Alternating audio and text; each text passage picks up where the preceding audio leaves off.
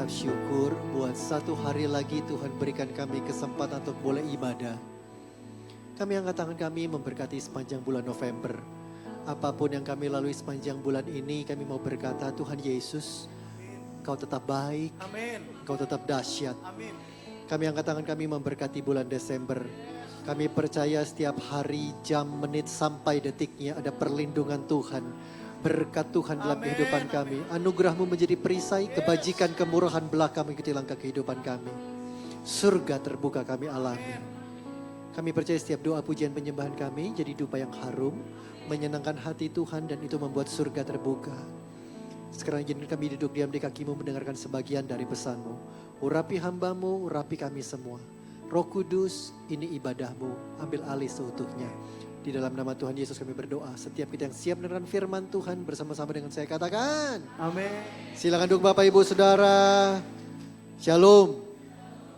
Sudah lama gak ketemu Pastor Rinto dan teman-teman. Terima kasih boleh menjadi saya sharing firman Tuhan pada siang hari ini. Bapak Ibu Saudara, kita dari keluarga besar yang sama. Saya dari Jakarta, nama saya Yusuf, Antonio Yusuf. So, mari kita langsung buka firman Tuhan. Buka dengan saya Daniel pasal 11, 31, 32. Daniel pasal 11 ayat 31 berkata demikian. Tentaranya akan muncul, mereka akan menajiskan tempat kudus benteng itu. Menghapuskan korban sehari-hari dan menegakkan kekejian yang membinasakan. Dan orang-orang yang berlaku fasik terhadap perjanjian akan dibujuknya sampai murtad dengan kata-kata licin. Tetapi umat yang mengenal Allahnya akan tetap kuat dan akan bertindak. Nabi Daniel di akhir zaman Tuhan berikan sebuah penglihatan. Apa penglihatannya? Dia melihat sebuah tentara lagi muncul. Tentara apa atau tentara siapa? Ternyata yang dilihat bukan tentara kerajaan langit, bukan bala tentara kerajaan surga, tapi sebaliknya. Yang dia lihat lagi muncul tentara kerajaan gelap atau tentara kerajaan setan. Ngapain mereka muncul? Ayat 31 bilang mereka salah satu tugasnya menajiskan tempat kudus. Apa atau siapa tempat kudus? Alkitab dengan jelas berkata hati kita, hidup kita adalah tempat di mana Roh Kudus tinggal dan bernaung. Setujukah Bapak Ibu Saudara dengan saya kalau saya berani berkata kitalah tempat kudusnya Tuhan. Karena hati dan hidup kita adalah tempat di mana Roh Kudus tinggal dan bernaung. Hidup kita telah ditebus oleh darah Kristus. Kitalah tempat kudus itu. Dan ayat ini bilang tugasnya adalah menajiskan tempat kudus ini. Gimana caranya? Ayat ini berkata salah satu caranya dengan menghapuskan korban sehari-hari. Apa itu korban sehari-hari Pak, Bu, Saudara? Sampai sedemikian penting sampai dikatakan mau dihapuskan. Kala itu bangsa Israel punya satu budaya. Sederhananya begini. Bangsa Israel setiap pagi akan memberikan korban dan berkata, Tuhan terima kasih masih diberikan napas kehidupan. Tuhan kami mau mulai aktivitas, sertai, jagai, berikan tuntunan dan arahan. Dan kami percaya waktu kami lakukan persis seperti yang kau tuntun dan arahkan, berkat yang menyertai kami. Sederhananya demikian, dan tahukah Bapak Ibu Saudara, Alkitab mencatat bahwa korban ucapan syukur itu, korban sehari-hari itu, menyenangkan dan berkenan kepada Tuhan. Gak berhenti sampai di sana, ayat ini bilang tentara kerajaan setan akan muncul dan salah satu tugasnya menghapuskan korban sehari-hari. Terjemahan lain bilang akan direbut dan ditiadakan. Kalau sampai mau direbut dan ditiadakan, saya berani berkata bahwa artinya korban sehari-hari itu berbahaya dan penting juga buat kerajaan gelap. Pak, Bu, Saudara, bukankah salah satu pilar dari gereja kita adalah pentingnya hadirat Tuhan lewat yang namanya doa, pujian, dan penyembahan. Kalau korban sehari-hari, ucapan syukur yang dibungkus dalam doa, pujian, penyembahan, itu berkenan, menyenangkan hati Tuhan. Kalau itu berbahaya buat kerajaan gelap sampai mau direbut dan ditiadakan, kalau itu menjadi pilar bagi gereja kita, pertanyaan saya, masih pentingkah hal tersebut bagi Bapak, Ibu, Saudara, dan saya? Maaf, kita seringkali dengan gampang berkata, oh masih penting Pak, masih penting kok, masih penting Pastor. Maaf, kadang Tuhan uji yang kita sebut esensi dengan lewat berbagai situasi dan kondisi. Kita seringkali dengan gampang berkata, oh esensi penting. Tuhan uji lewat berbagai situasi dan kondisi. Saya kasih contoh. Satu kali di bulan Agustus di kota San Antonio, Texas, Amerika Serikat. Agustus masih musim summer, suhu musim panas, suhu berkisar 37 sampai 39. Sekitar jam 10, jam 11, seorang mami punya bayi 10 bulan pergi berkendara dengan kakak perempuannya.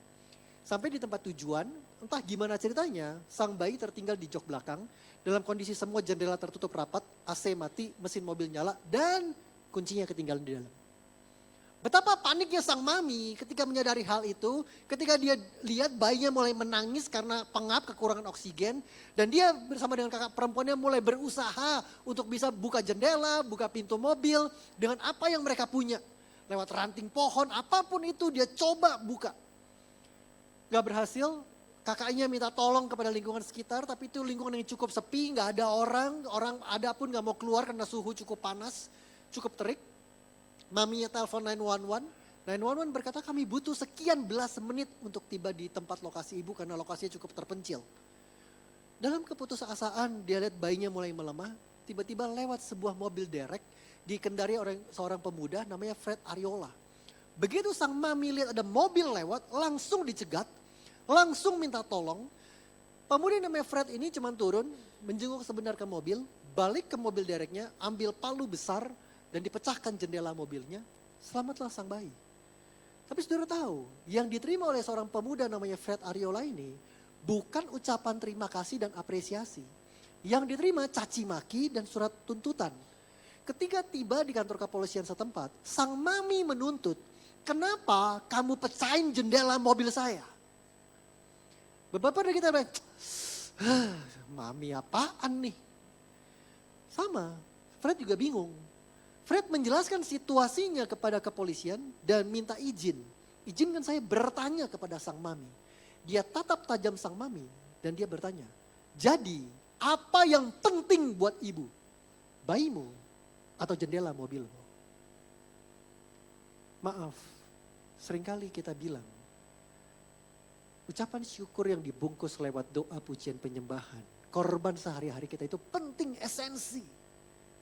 Kadang Tuhan uji lewat berbagai situasi dan kondisi. Apakah betul itu masih esensi dalam hidup kita?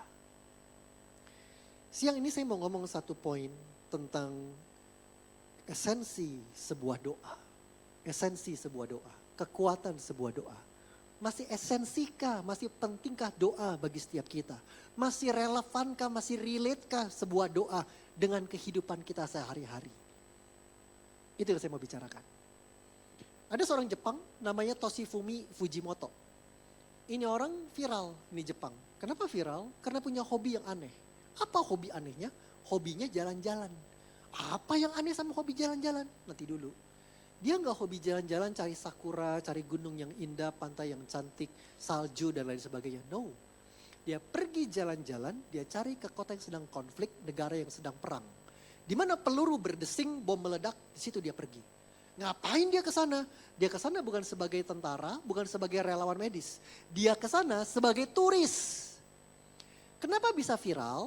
Karena ketika wartawan sedang meliput kota yang sedang dibombardir, peluru berdesing, bom meledak, wartawan sedang meliput. Tiba-tiba di belakang nongol ini Jepang. Pakai singlet, celana pendek, sandal jepit, selfie-selfie. Beberapa kali ketika wartawan sedang meliput kota yang sedang dibombardir, ini Jepang nongol di belakang. Tertangkap kamera. Netizen mulai kepo. Siapa tuh Jepang? Siapa tuh orang? Pakai singlet, sandal jepit, celana pendek, foto-foto. Dicari tahu, ketahuan namanya Toshifumi Fujimoto. Satu kali wartawan AFP wawancara dia.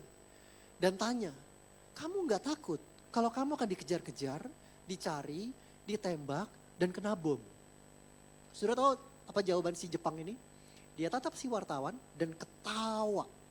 Dan dia bilang begini, kenapa mesti takut? Saya ini datang sebagai turis. Turis! Saya datang kasih keuntungan buat kota negara ini. Saya gak mungkin dikejar-kejar, saya gak mungkin dicari, saya gak mungkin ditembak, saya gak mungkin dibom. Saya ini turis. Kamu wartawannya, kamu yang mesti hati-hati. Wartawannya bingung sama jawabannya. Dicari tahu lebih lanjut, ternyata ini orang sakit mental. Dia kerja sebagai supir truk di Jepang, sakit mental, terpaksa dikeluarin. Istrinya menceraikan, anak-anaknya memutuskan hubungan, udah gak mau berhubungan lagi. Sakit mentalnya semakin akut. Dan dengan sisa uang yang dia punya, ya udah punya hobi baru itu, pergi ke daerah konflik. Mungkin disclaimer ini anggapan saya. Mungkin dia berharap ada satu peluru nyasar kena dia. Mungkin.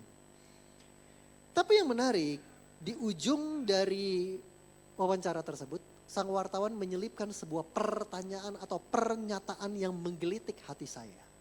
Wartawannya tulis begini, turis kok di medan perang, ngapain turis di medan perang? Itu menggelitik hati saya, kenapa? Karena sebaliknya, hidup kita, waktu kita menerima Kristus Yesus sebagai Tuhan dan Juru Selamat, panggilan hidup kita adalah sebagai tentaranya Tuhan. Saya bisa begitu banyak mengutip ayat bahwa ketika kita ikut Tuhan Yesus, panggilan kita sebagai adalah tentaranya Tuhan, prajuritnya Kristus. Siang ini saya kutip satu aja, 2 Timotius 2 ayat yang ketiga. 2 Timotius 2 ayat yang ketiga berkata demikian. Ikutlah menderita, dalam terjemahan lain dikatakan ikutlah ambil bagian. Sebagai seorang apa? Prajurit yang baik dari Kristus Yesus. Ayat ini enggak bilang sebagai turis, tapi sebagai seorang prajurit. Pak, Bu, Saudara, panggilan hidup kita ketika kita menerima Kristus Yesus sebagai Tuhan dan Juru Selamat, kita adalah prajuritnya Tuhan. Pertanyaan saya, bagaimana dengan gaya hidup kita? Adakah kita mencerminkan kita ini prajurit? Atau maaf, kita ini turis? Banyak orang menganalogikan kehidupan ikut Tuhan Yesus dianalogikan seperti berada di atas kapal, mengarungi lautan kehidupan yang besar, luas, dan keras. Kalau saya berani analogikan, kehidupan di atas kapal, orang seringkali berkata ada di atas kapal pesiar atau di atas kapal perang. Satu kali teman saya liburan akhir tahun naik cruise. Saya belum pernah naik cruise, teman saya cerita. Ketika akhir tahun dia cerita, aduh begitu sampai di pelabuhan ada tim yang menyambut, tim Asyar yang menyambut. Kami disambut dengan begitu luar biasa. Kalau tiketnya VIP atau business class, langsung semua barang bawaan dibawa. Gak boleh bawa tentengan sekecil apapun, semua dibawain. Dikasih tour kapalnya.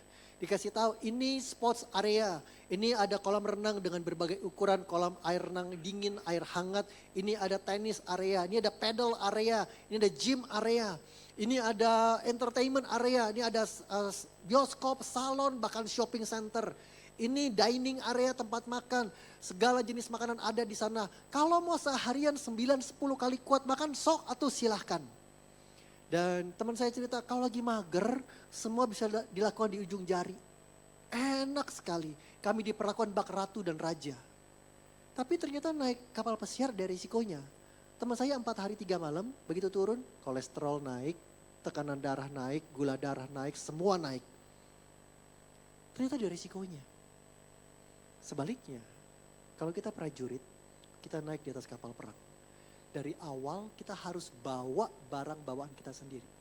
Di atas kapal, ayat ini bilang 2 Timotius 2 ayat ketiga, ikutlah ambil bagian, ikutlah berpartisipasi, mau susah, mau capek, mau ribet, untuk supaya kapal tersebut bisa berjalan sebagaimana harusnya. Hidup kita berjaga-jaga dan berawas-awas. Kalau ditanya, pilih mana? Semua orang akan bilang, kapal pesiar lah. Tapi mohon maaf, izinkan saya mengingatkan siang hari ini. Panggilan kita dalam Tuhan adalah sebagai seorang prajuritnya. Yang setuju dan saya katakan amin. Dan apa bagian kita sebagai seorang prajurit? Apa yang harus kita tekuni dan awasi? Kolose 4 ayat yang kedua. Kolose 4 ayat yang kedua berkata, bertekunlah dalam doa. Dan dalam pada itu berjaga-jagalah sambil mengucap syukur. Tekun di dalam doa dan sambil berjaga-jaga. Efesus 6 ayat yang ke-10. Efesus 6 ayat yang ke-10. Akhirnya hendaklah kamu kuat di dalam Tuhan, di dalam kekuatan kuasanya. Paulus di kitab Kolose dan Efesus ini lagi bicara satu poin. Apa itu? Pentingnya doa. Esensi sebuah doa. Paulus lagi bilang tekun di dalam doa sambil berjaga-jaga. Bukan tekun dalam hal yang lain. Tekunlah di dalam doa. Efesus 6 ayat 10 dikatakan, hendaklah engkau kuat di dalam Tuhan, di dalam kekuatan kuasanya. Kalau Bapak Ibu Saudara baca Efesus pasal 6, di ayat-ayat yang terakhir, Paulus lagi bicara, tentang pentingnya doa. Nanti di ayat terakhir Paulus bilang begini, jangan jemu dalam berdoa. Hendaklah setiap kita terus atau rajin kuat di dalam doa. Efesus 6 ayat ke-10 punya satu terjemahan yang lain. Dikatakan akhirnya hendaklah kamu kuat di dalam Tuhan. Dan terjemahan lain dikatakan strong in prayer. Kuat di dalam doa. Kenapa? Karena saya juga percaya orang yang kuat di dalam doa adalah orang yang kuat di dalam Tuhan. Setiap kita mau berkata, saya mau kuat di dalam Tuhan. Kuatlah di dalam doa.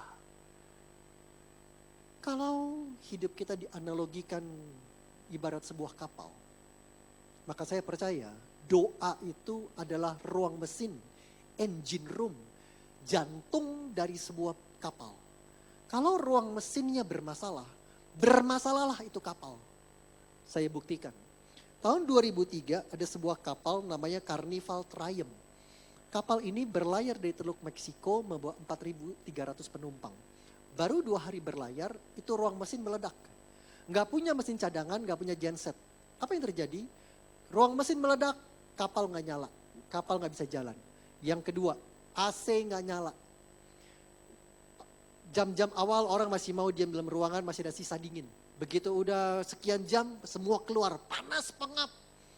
Kapal nggak jalan, AC nggak jalan. Yang ketiga, air nggak nyala. Semua pompa air, semua air nggak bisa dipergunakan. Orang maaf, tetap masih mau buang air kecil, buang air besar. Orang panas, pengap, paksa mau mandi. Puter, paksa, teken. Apa akibatnya? Salah satu pipa pembuangan pecah. Maaf, semua air kotor itu membanjiri koridor kapal. Orang udah nggak mau diam dalam kapal, semua keluar.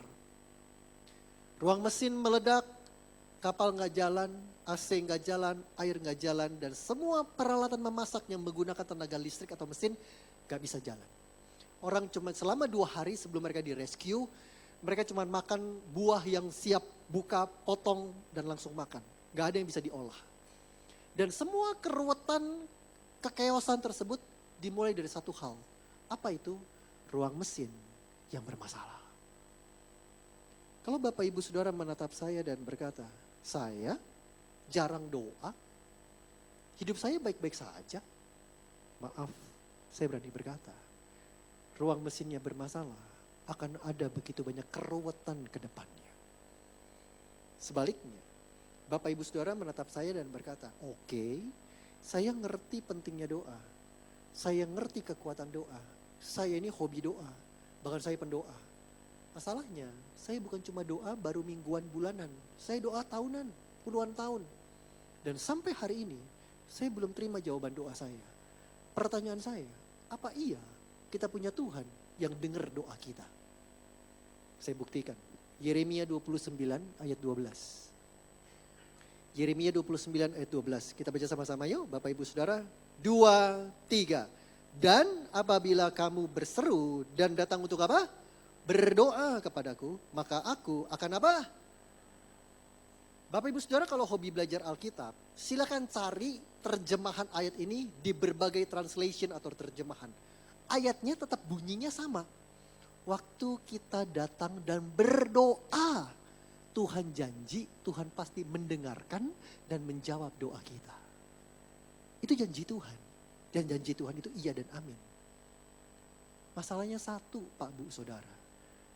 Bukan Tuhan tidak menjawab doa kita, tapi kita yang tidak siap dengan jawaban doa kita. Seringkali kita yang gak siap dengan jawaban doa kita. Saya bertobat lahir baru di gereja ini tahun 95. Artinya sudah 30 tahun saya di GBI Jalan Gatot Subroto.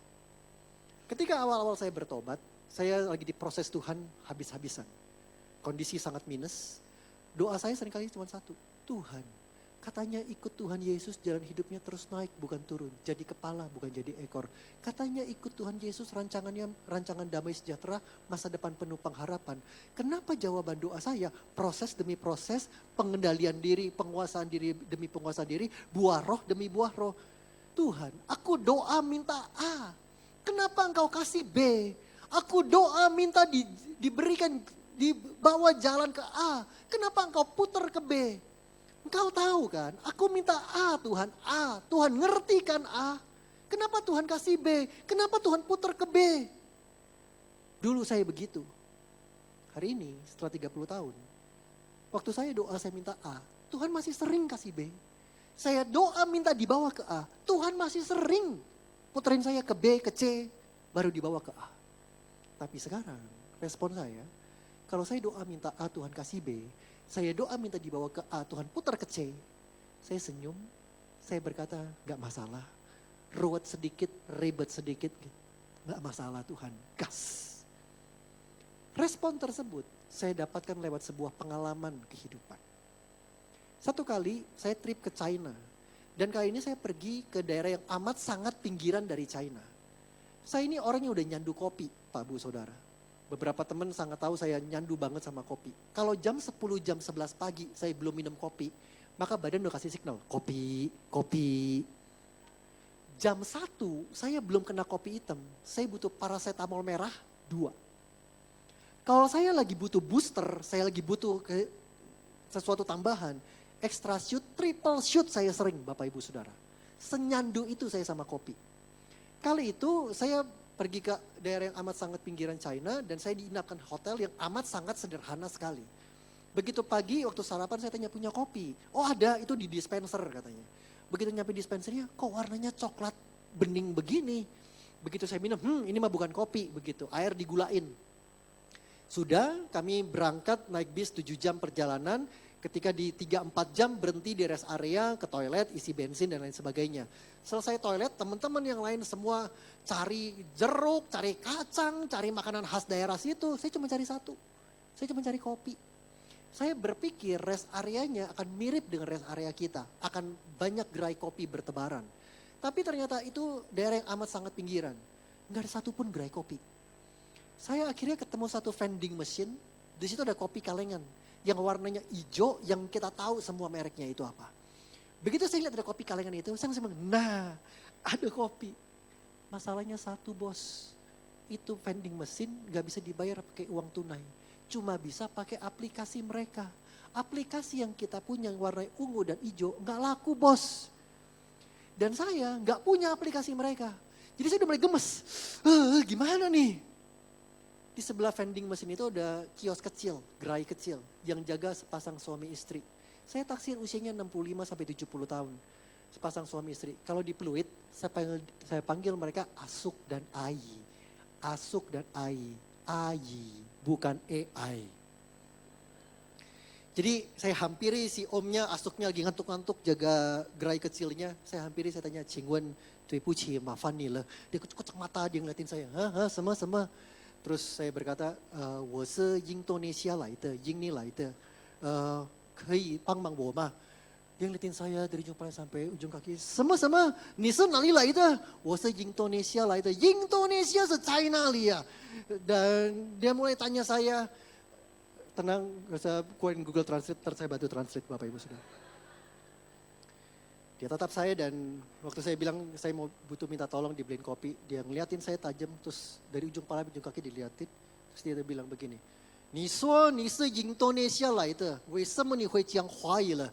Saya tatap dia balik, saya bilang begini, 当然我会讲华语了，为什么我不会讲华语了？ Saya bilang begitu.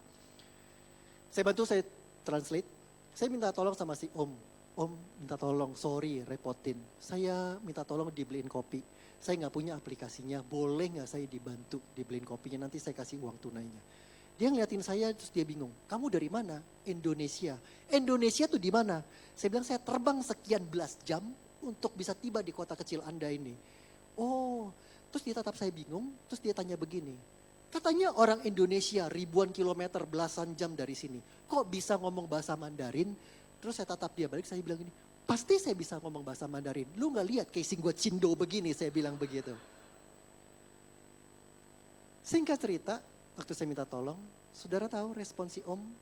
Dia senyum, dan dia berkata begini, 小事情没问题, small matter, no problem. Urusan kecil, repot sedikit, susah sedikit, gak masalah. Dia bangun, keretak bunyi semua. Dia ambil tongkat, diambil handphonenya, dia buka aplikasinya, dia scan, keluarlah itu kopi, selamatlah saya. Saya kasih uangnya, dia berkata, aduh gak punya kembalian, udahlah Om gak usah kembali. Ucapan apresiasi terima kasih dari saya, terima kasih banyak. Saya kembali ke bis, Ternyata di bis banyak yang sama kayak saya. Ih, dapat kopi. Itu kan cuma ada di vending mesin, kan mesti pakai aplikasi. Katanya nggak punya aplikasi. Ih, nggak ngomong-ngomong punya aplikasinya. Saya bilang, enggak pakai aplikasi kok. Beneran saya nggak punya. Itu minta tolong aja sama om sama tantenya, Asuk sama Ainya, baik banget. Nanti uangnya kasih aja ke mereka. Saudara, kita satu bis 40 orang, kita 4 bis. Turun semua mendadak. Mendadak semua beli kopi, beli kacang, beli permen, beli segala macam. Mendadak si om sama tantenya ngantuk-ngantuk jaga gerai kecilnya, mendadak sibuk layanin semuanya. Sampai diantar balik ke bis, terima kasih banyak, kembali lagi ya, terima kasih banyak, kembali lagi ya. Semua dimulai dari mana? Respons sederhana, senyum, dan berkata, Xiao Siqing Mei Wenti.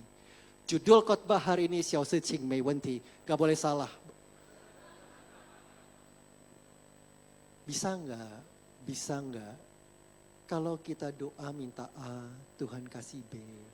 Kita doa minta dibawa ke A, Tuhan putar ke B.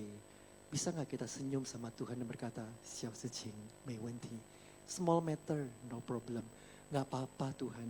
Repot sedikit, ribet sedikit, muter sedikit, enggak masalah. Gas. Yang setuju sama saya, kasih tepuk tangan yang meriah buat Yesus kita. Saya boleh minta pemain musik dampingi saya. Esensi sebuah doa. Kekuatan sebuah doa. Ada seorang hamba Tuhan namanya Tim Keller. Dia gembala di New York. Tahun 99, di usia yang sudah 70, dia divonis kanker tiroid langsung stadium 4. Di saat yang hampir bersamaan, istrinya menderita penyakit GERD akut. Jadi sepasang suami istri pergi ke dokter meresepkan beberapa obat dan memberikan terapi. Dan dokter ketika meresepkan obat kepada sepasang suami istri ini memberikan sebuah catatan penting. Pesannya adalah ini obat tiap pagi dan sore harus diminum. Nggak boleh lupa minum obat ini. Sekali kamu lupa minum obat ini bahaya buat badan kamu. Jadi suami istri ini pasang reminder, pasang catatan di kulkas, di meja, pasang reminder di handphone, minum obat pagi, sore. Dan saudara, satu pagi selesai minum obat, istrinya duduk dan tiba-tiba nangis dengan begitu keras. Suaminya menghampiri, peluk istrinya dan tanya, apa yang sakit sayang? Istrinya natap suaminya sambil masih berlinang air mata, istrinya bilang begini, Roh Kudus barusan ngomong lembut tapi nancep. Roh Kudus bilang gini, kamu sama suami kamu tiap pagi dan sore gak pernah lupa minum obat ini. Karena kamu tahu itu penting buat badan kamu. Bagaimana dengan kehidupan doamu? Bukankah itu jauh lebih penting dari badanmu? Maaf, kita juga banyak gak pernah lupa minum obat, minum vitamin. Pertanyaan yang sama, bagaimana dengan kehidupan doa kita? Masihkah itu esensi bagi setiap Bapak Ibu Saudara dan saya? Saya tutup dengan dua hal ini. Bapak Ibu, Opa Oma, Opung, Yeye Nai Nai. Kalau Bapak Ibu Saudara punya anak, punya keponakan, punya rekan yang anaknya berkebutuhan khusus, jangan pernah meremehkan anak dengan kebutuhan khusus. Karena saya percaya anak kebutuhan khusus, seringkali Tuhan berikan karunia khusus.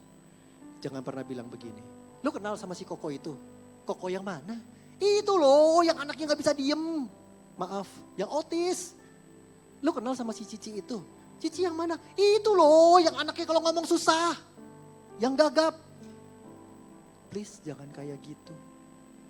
Anak kebutuhan khusus seringkali punya perasaan khusus dan karunia khusus. Satu kali saya punya teman di komisi anak. Dia cerita. Satu kali ada anak kebutuhan khusus, maaf saya sebut, anaknya autis.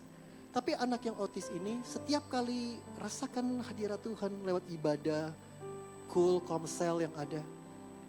Bisa sensitif, bisa punya karunia marifat. Dia ketemu saya, dia bisa bilang begini, dulu hidup kamu begini. Panggilanmu begini. Bisa tepat 100%. anak yang lain, keluarga yang lain punya anak kebutuhan khusus dikenal dengan nama cerebral palsy atau CP. Leher ke bawah tidak berfungsi sama sekali. Satu kali teman saya di komisi anak bikin acara. 2 anak ini cuman papasan begini. Yang otis nunjuk ke yang CP. God's warrior, God's warrior, God's warrior. 3 kali disebut. Teman saya yang ngerti karunianya, nanya, Dek, kamu ngomong apa ke si Koko? Karena yang CP ini cowok 18 tahun. Yang otis dengan enteng bilang gini, God's warrior katanya. Teman saya punya kesempatan ngobrol dengan keluarga dari anak yang CP atau cerebral palsy ini. Panjang, lebar, tinggi, dan dalam. Pada awalnya mereka dari keluarga yang sangat baik. Baik secara ekonomi, baik secara status sosial. Tapi orang tua mana yang ketika anaknya punya kebutuhan khusus tidak mengupayakan kesembuhan untuk anak. Semua dikorbankan demi sang anak. Sembuh, progres ada. Rumah dijual, mobil dijual, semua dijual. Satu kali papanya bilang begini sama anaknya. Anaknya cowok 18 tahun. Papanya bilang, Ko, doa yuk Ko, doa. Agar Tuhan memberkati. Kamu udah makin besar, papa udah makin renta. Kita butuh mobil kok. Kalau kita pergi mau terapi, mau pergi ibadah. Kalau sekarang perlu 2-3 orang gendong kamu, naikin ke atas motor, diikat. Nanti sampai tempat tujuan, sampai tempat terapi, sampai tempat ibadah. 2-3 orang turunin dari motor, dorong masuk ke dalam. Kamu udah makin besar, papa udah makin renta. Panas kepanasan, hujan kehujanan. Kita butuh mobil kok. Gak butuh mobil baru dan mewah seperti dulu. Tapi paling gak layak pakai. Saudara tahu anak ini cuma berespon menitikan air mata. Dan mau ikut berdoa. Tapi maaf, karena keterbatasannya, seringkali yang keluar, bahasa yang seringkali tidak kita mengerti. Seringkali ketika dia mau ikut berdoa dengan sungguh-sungguh, yang keluar cuma Tapi saudara tahu, surga bergetar dan surga mendengar.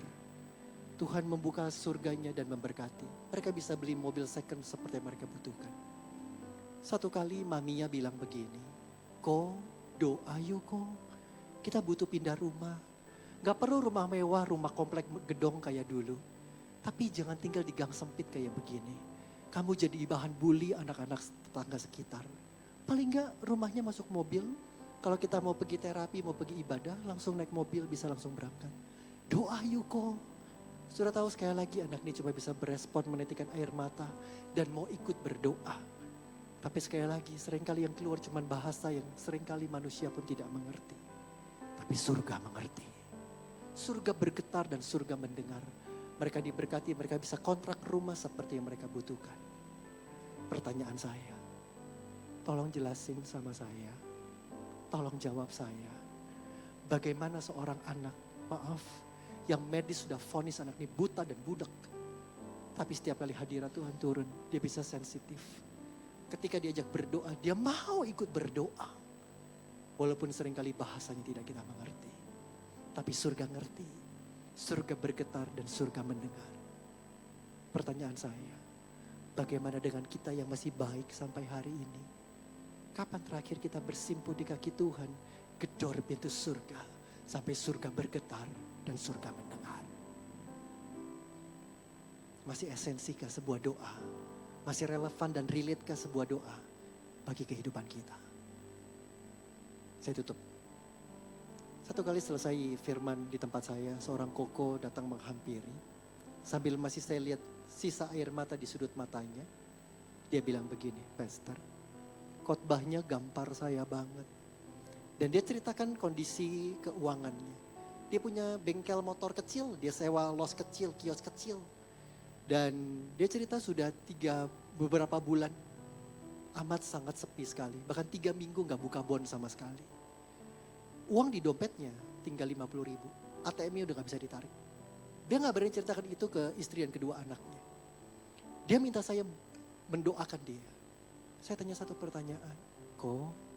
Kapan terakhir Koko saat teduh bersimpuh di kaki Tuhan, buat surga bergetar dan surga mendengar? Sambil tertunduk dia bilang, udah lama enggak Pastor. Saya bilang doa yuk Ko.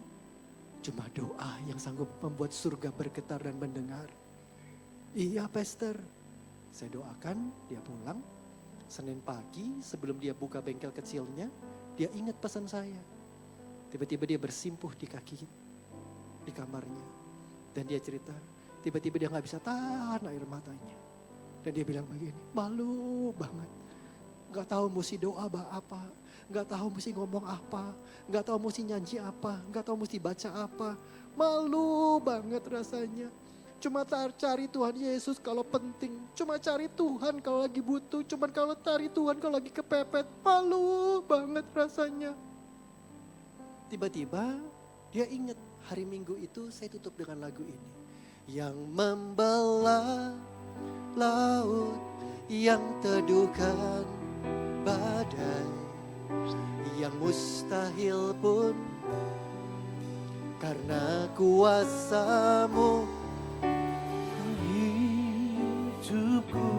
Yang buka jalan bagiku, Kau pembuat mujizat sejati.